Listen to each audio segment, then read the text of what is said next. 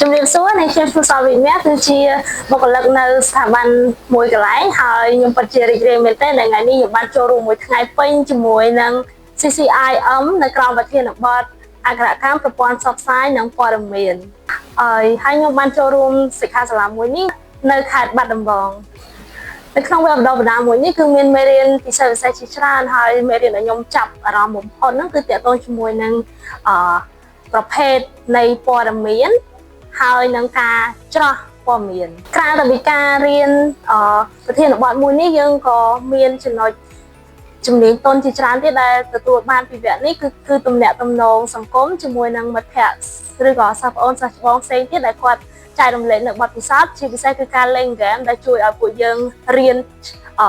ងាយស្រួលយល់ហើយចាំមេរៀនបានល្អក៏ដូចជាសប្បាយហ្មង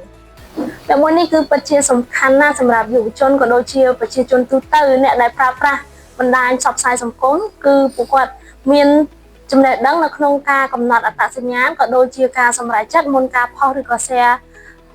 ព័ត៌មានឬក៏សារណាមួយដើម្បីបង្ការ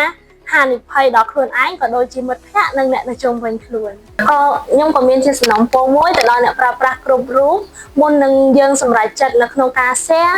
អត្ថបទឬក៏សារណាមួយសូមគិតនិងវិភាគទៅលើប្រភពឬក៏ព័ត៌មានអំពីអ្នកដែលបានផុសចេញហ្នឹង